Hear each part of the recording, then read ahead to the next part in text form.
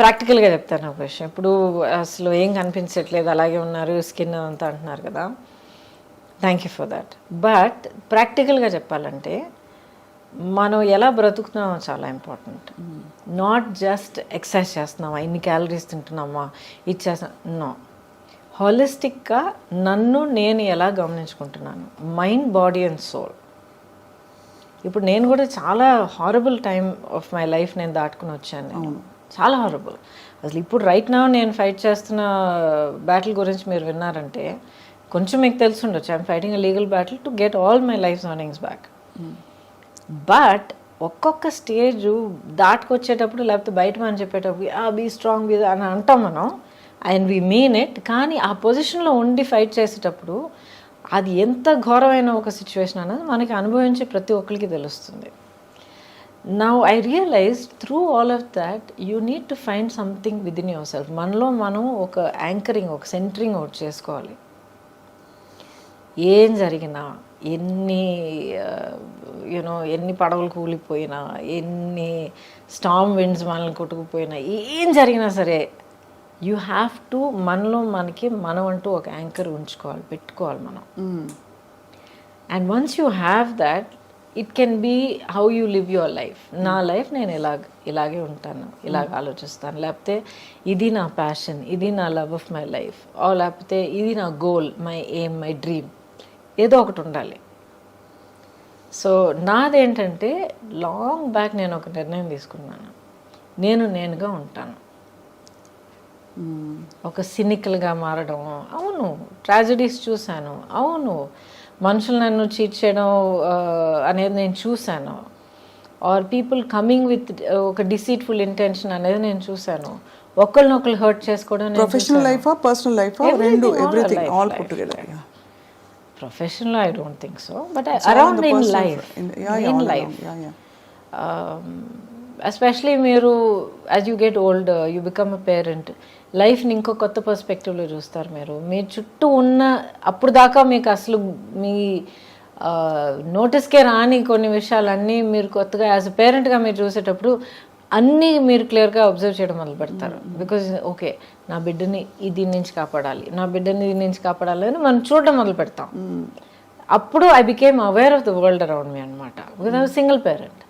అవును, సింగిల్ పేరెంట్గా నిలబడి, I was also an orphan child. ఎందుకంటే అమ్మ పోయారు, తర్వాత నాన్నగారు పోయారు.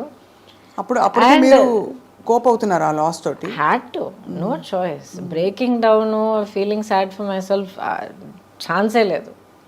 నేను కూర్చుని పోతే ఇంకా నా పాపని ఎవరు చూసుకుంటారు? ఎవరు లేరు.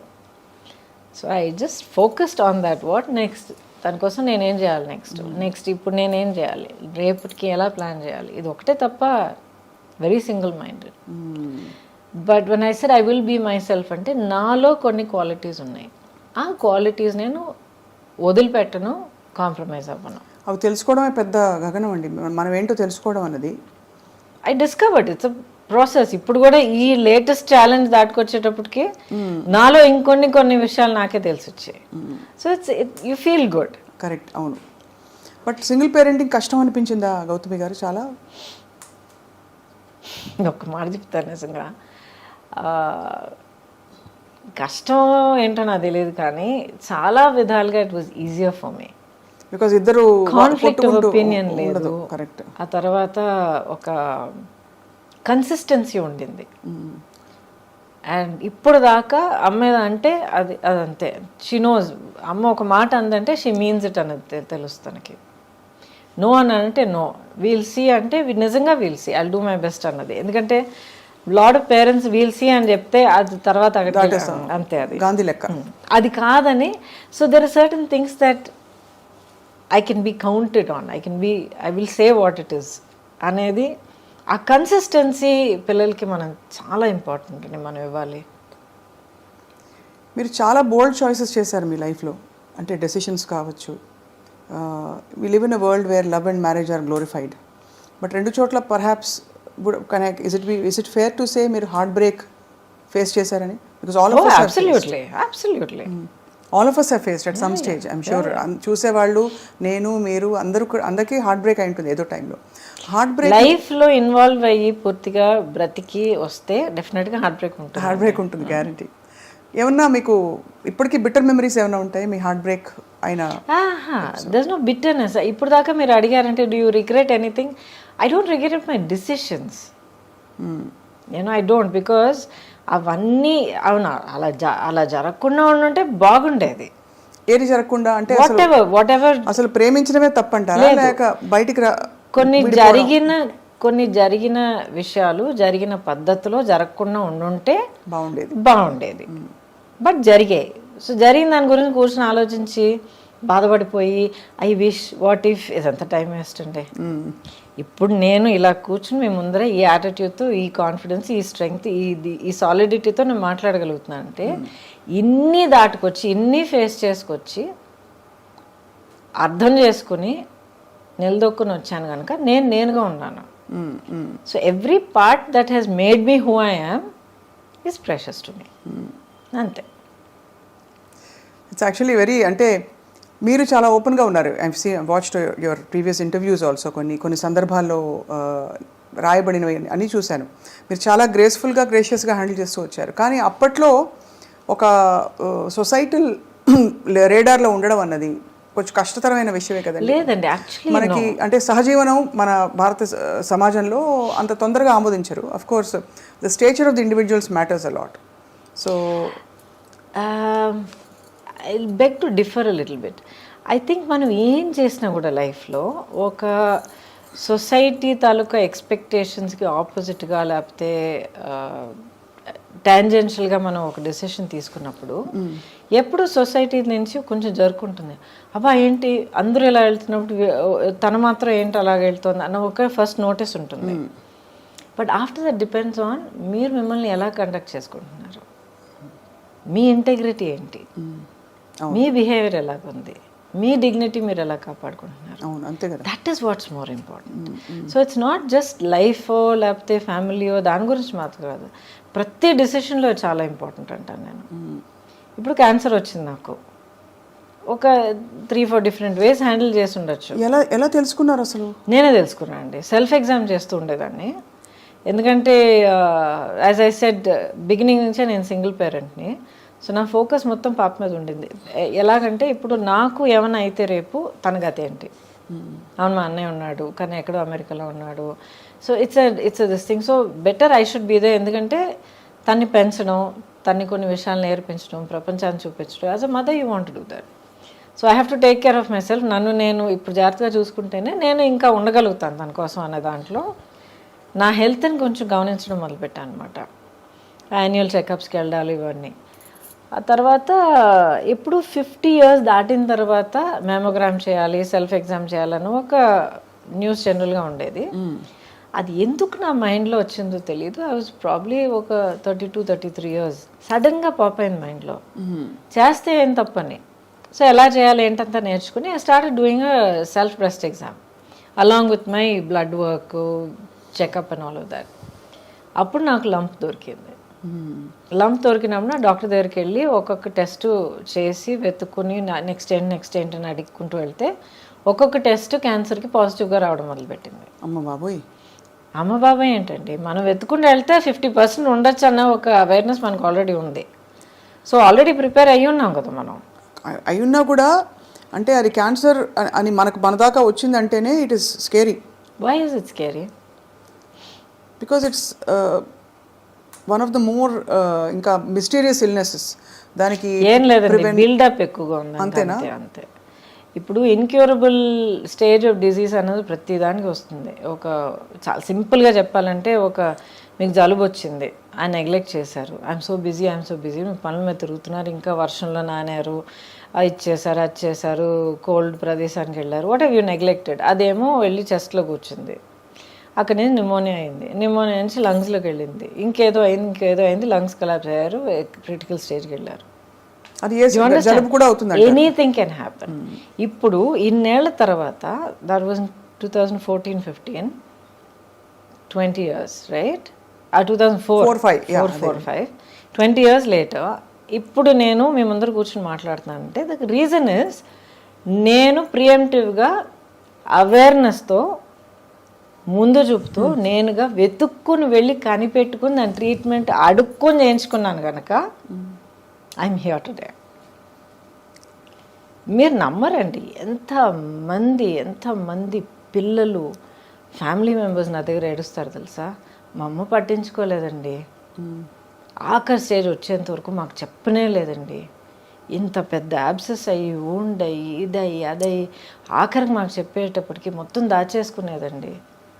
ఆఖరి మాకు చెప్పేటప్పటికి డాక్టర్ దగ్గర పరిగెత్తి వెళ్తే సారీ అమ్మ ఫుల్గా లోపల స్ప్రెడ్ అయిపోయింది, వీ కాంట్ డూ ఎనీథింగ్. మా అమ్మ కోల్పోయామండి. ఎంతమంది ఏడ్చారో తెలుసా నా దగ్గర. We have to be practical. అప్పుడు మీరు కనుగొన్న తర్వాత అగ్రెసివ్ ట్రీట్మెంట్ చేయాల్సి వచ్చింది కదా, అంటే ఇట్ ఈస్ సో ఐరానిక్. నాన్నగారు రేడియేషన్ ఆంకాలజిస్ట్ అండ్ బహుశా మీకు కొంత ఎక్కడో ఇంట్యూటివ్గా కొంత జ్ఞానం ఉండుంటుందో, మరి I don't know how it happened. Awareness health పట్ల ఎప్పుడు ఒక చాలా ప్రాక్టికల్ అప్రోచ్ ఉండేది మా ఇంట్లో. అవును ఇలా చేస్తే ఇలా జరగచ్చు, సో ఇలా జరగకుండా ఉండాలంటే అది చేయకు, చేయాల్సి వస్తే ఒక సేఫ్టీ ఏం చేసుకోవాలి. ఏమైనా ఒంట్లో బాగోకపోతే ఫస్ట్ ఇస్ న్యాచురోపతి, ఆ తర్వాత హోమియోపతి, ఆఖరినే అలోపతి వచ్చేది అనమాట మాకు. So very practical approach to health. So me treatment protocols అగ్రెసివ్గా ఉన్నాయండి? మీరు ఐ డిడ్ ఎవ్రీథింగ్. సర్జరీ చేశారు, ఆ తర్వాత కీమోథెరపీ ఇచ్చారు, ఆ తర్వాత రేడియేషన్ థెరపీ ఇచ్చారు. హూ వాజ్ విత్ యూ ఆ టైంలో మీకు తోడు? I had people all around me. And first day 1 నుంచి సుబ్బలక్ష్మి వాజ్ విత్ మీ. ఇంత పాపగా ఉన్నా కూడా ఎక్స్ప్లెయిన్ చేశాను. ఇలా అమ్మకు ఇలాగ ఒక లంప్ లాగా వచ్చింది, ఆపరేషన్ చేస్తాం, ఆ తర్వాత హెయిర్ కట్ చేస్తాం, ఆ తర్వాత జుట్టు ఊడిపోయినా ఊడిపోవచ్చు, ఇట్స్ ఆల్ రైట్, మళ్ళీ వచ్చేస్తుంది. ఇలా ఆపరేషన్ చేసిన తర్వాత ఇలా బ్యాండేజ్ ఉంటుంది, కీమో, మొత్తం everything has to explain to her అనమాట. స్కూల్ ఫినిష్ చేసుకుని కిండర్గార్టెన్ స్కూల్ ఫినిష్ చేసుకుని వచ్చి హాస్పిటల్ బెడ్ మీద పడుకుని కార్టూన్ చూస్తూ ఉండేది, ఇక్కడ కీమో ఎక్కుతూ ఉండేది. So that was always the anchor అండి, always the anchor. After that I had people. మా ఆంటీ యాక్చువల్ మా పిన్ని గారు బెంగళూరులో ఉంటారు. మా అంకుల్ అప్పుడు ఆయన పెద్ద ఆయన కూడా అయినా కూడా నాకు కీమో జరుగుతోందంటే ఆ 1 వీక్ తన ఇల్లంతా వదిలేసి ఇంకెవరికైనా ఏర్పాటు చేసి చెప్పేసి వచ్చేసి నా ఇల్లు చూసుకునేవారు.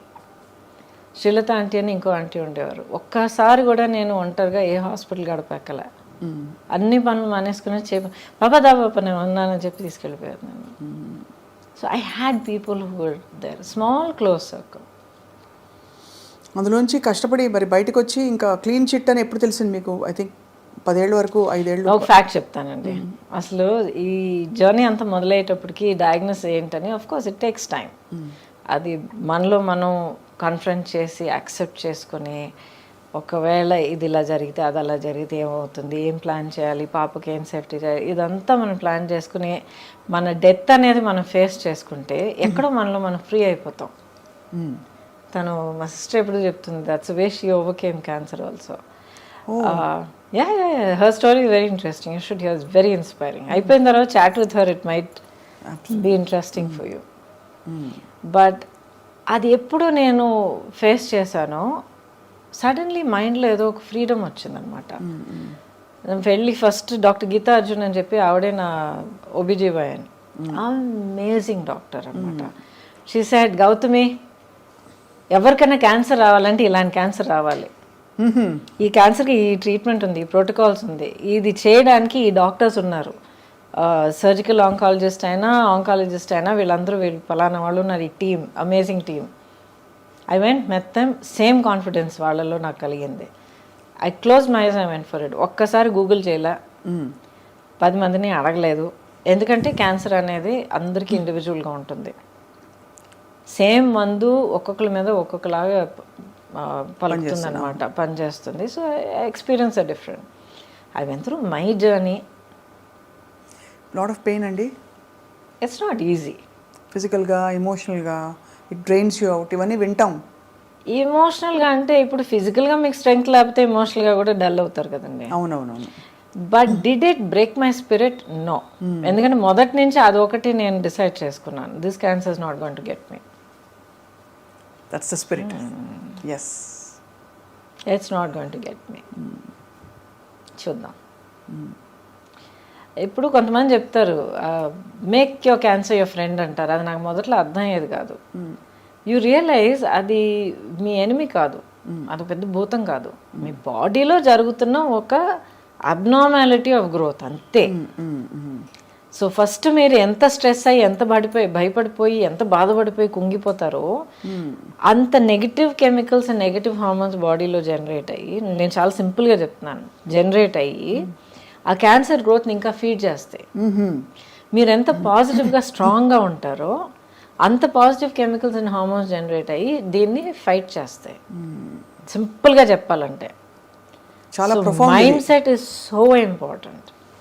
And that is the blessing. మీరు అంటే అలాంటి మైండ్ సెట్ ఉండడం, మీకు అమ్మ నాన్న లేకపోవడం, చిన్నపిల్లతో సింగిల్ పేరెంట్గా ఉండడం, at the same time me career అంత బంగారం లాంటి కెరీర్, ఇప్పుడు నెక్స్ట్ వాట్, ఎలా నేను ఇప్పుడు ముందరికి వెళ్ళాలనే క్వశ్చన్ మార్క్.